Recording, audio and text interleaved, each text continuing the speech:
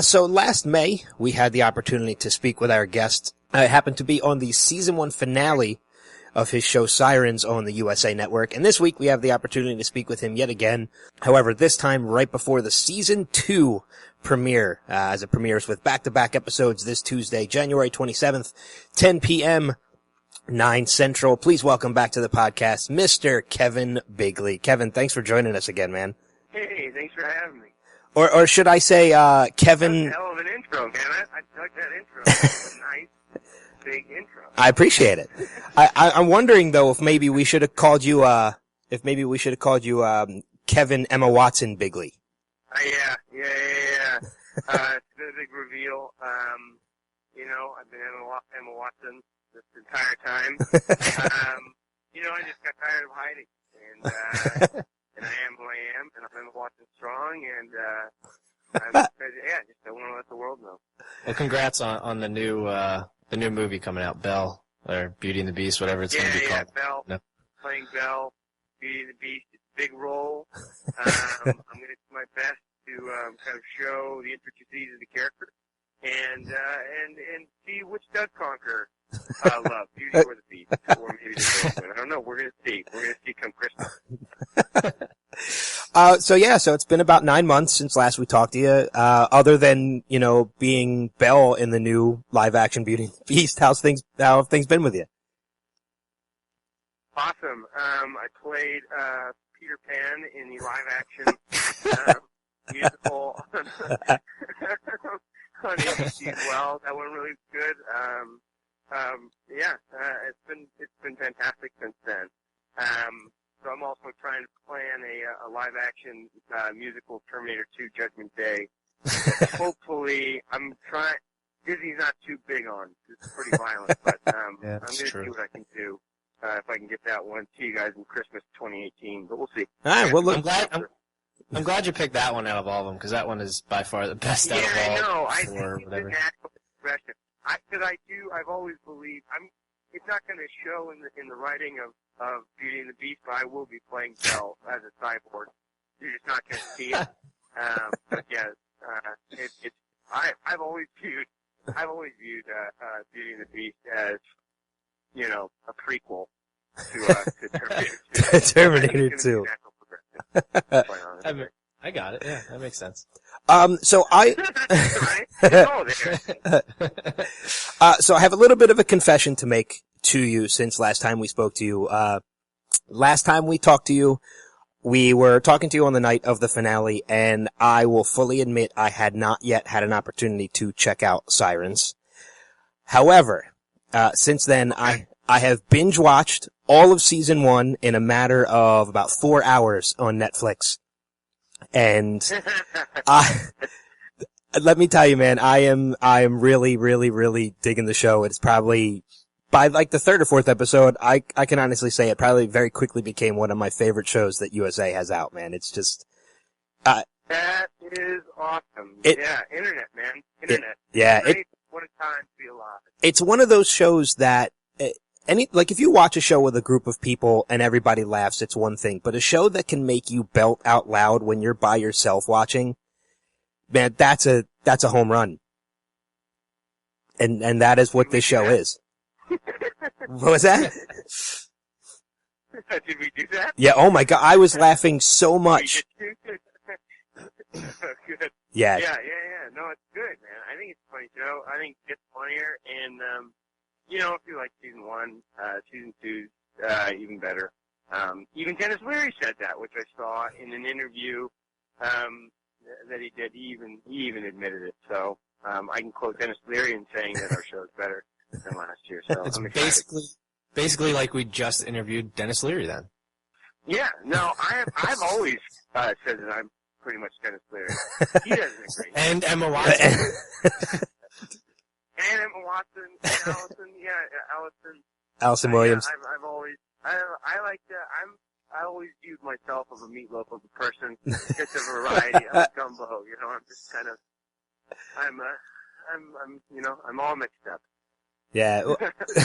Well, I mean, speaking of the show being on Netflix, it's at 5 stars on Netflix, man. So that's got to be a good sign.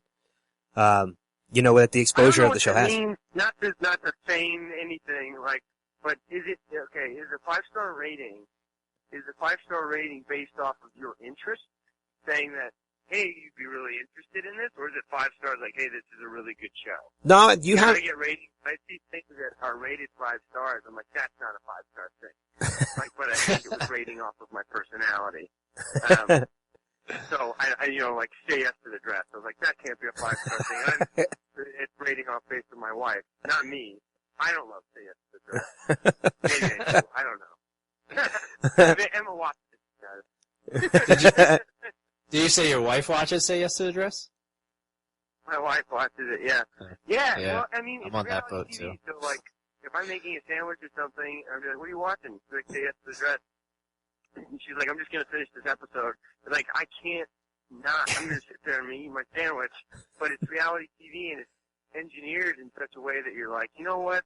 She just got to pick a dress because that's not going to fit her budget. You just kind of, like, dive into it. It's a terrible, terrible thing. Did you have the hopes that, before, I assume she got into it, your wife, that is, when you guys, prior to your marriage, like my wife did, were you hopeful that after the wedding that kind of would go away? Because I was, and it didn't go away. She still watches it all the time. She actually, we're talking, I think, a reverse effect with ours.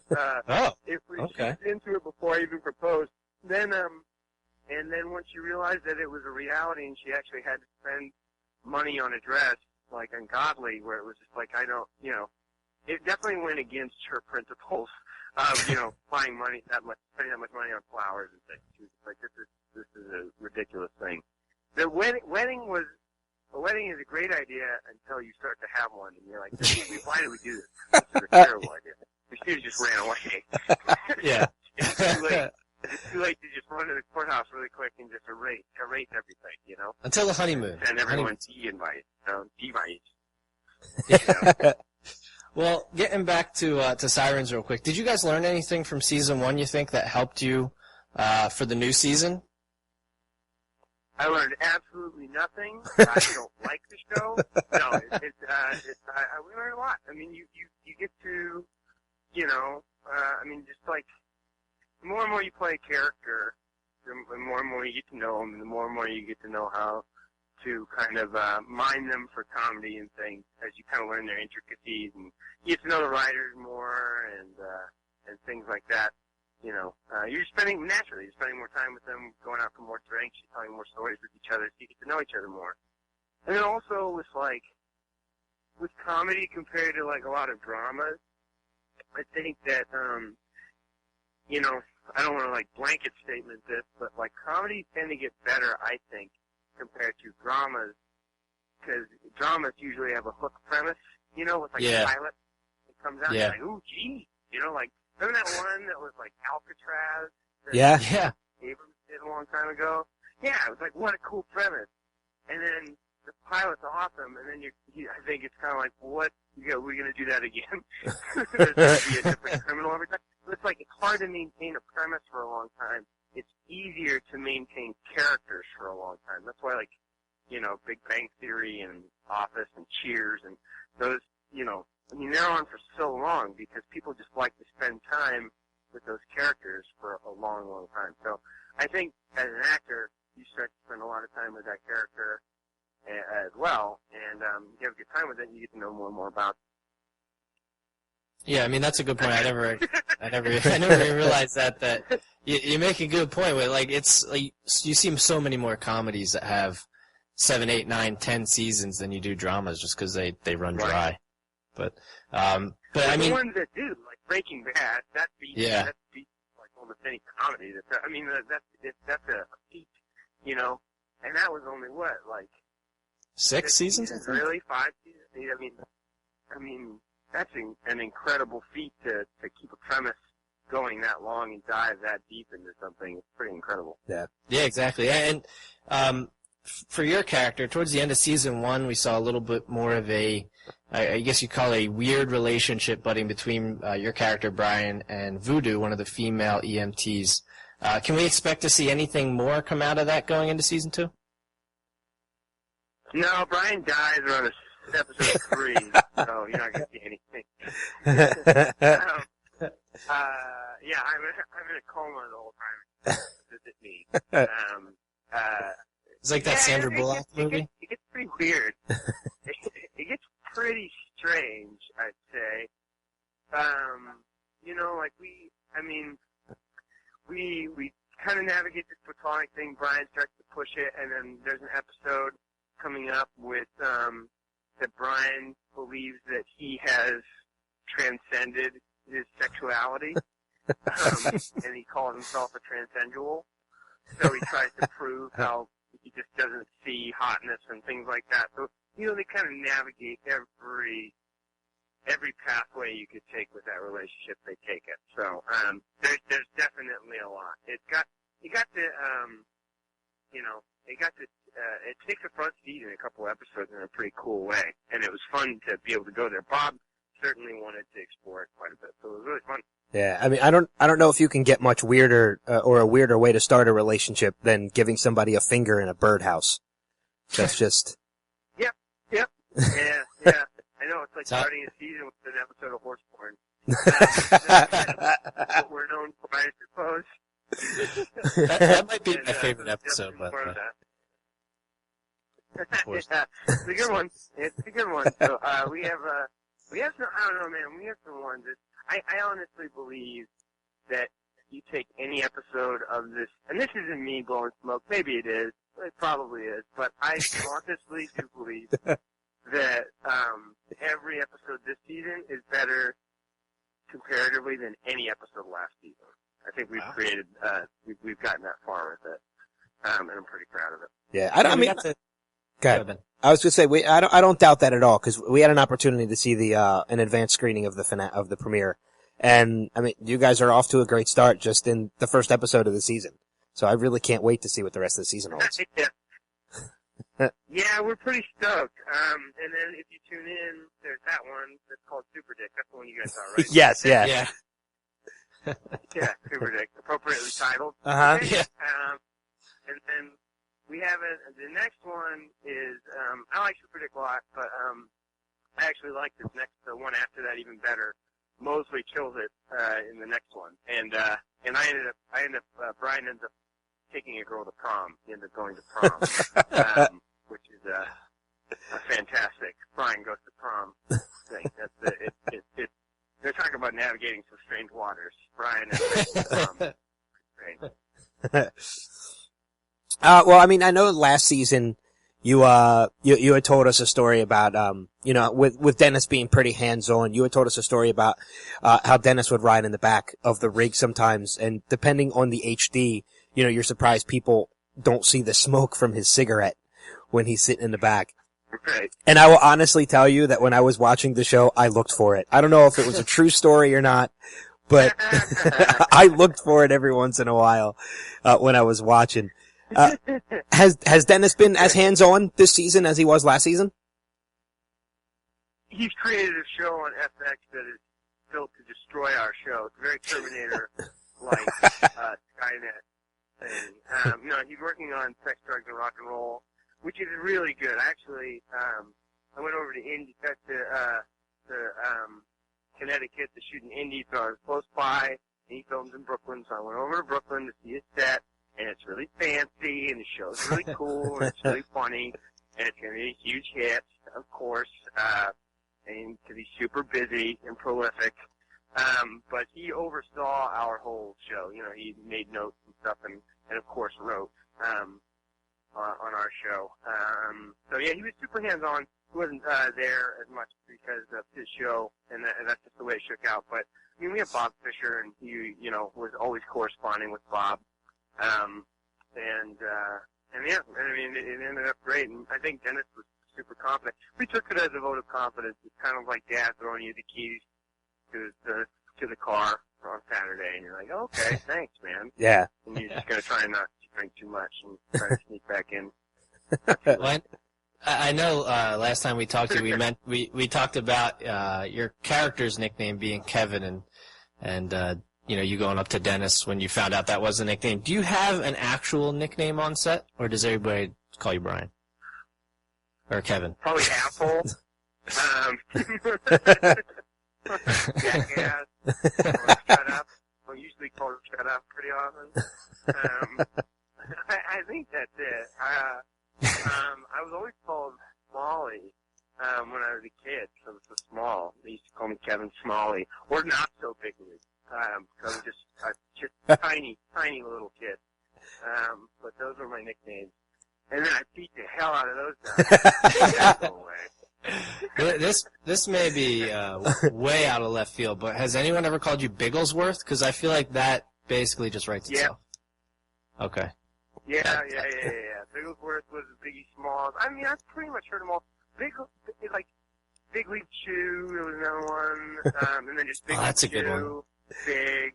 I mean, I get called some variation of my last name more than my actual first name. That's why probably Dennis didn't. He totally forgot that my name was Kevin. It's usually just Bigley. Bigley this, Bigley that. Same with Mike. Mike's always called Mosley. Yeah. Do any of them ever piss you off? Like We have a very Top Gun kind of oriented set where it's just last names, like, or nicknames, yeah. Call signs. Well, that's a good thing. I mean, that's like a sign of, I guess, of, I don't want to say affection. That's a little weird, but. Camaraderie? Yeah. I would say it's a great sign of affection. Yeah. He went with affection, so it works. I know that, also one of the other things we talked about, going back to when we talked to you before, you had mentioned how the Twitter following, how you had a lot of people, a lot of EMTs tweeting their stories to you guys and things like that. Has anything that you've ever read on Twitter that anybody's ever shared with you ever made it into the show as like a storyline? Man, I don't even know. I have no idea that because I don't know. I do know that actual stories have made it in. I think it was Lenny. It may have been one of our directors, like Jason Ensler, Richie Keene. Somebody sent Bob Fisher an article of like a woman in Florida who had this caged python in the back seat of her car, and it got out, strangled her. She crashes her car, but she doesn't get whiplash because the python was wrapped around her neck, and she made it out alive and everything. Wow. So it was like this obscure, weird story that we actually have an episode completely devoted to a woman with a python wrapped around her neck. And we get like a call, and we don't know what to do. And it's kind of like these paramedics not being able to deal with an animal, a wild animal like a snake. Yeah. It's a good episode for it, too. Because there's a lot of, like, if you watch, like, Modern Family or New Girl or, one of those single-camera sitcoms, they have a very specific format of theme.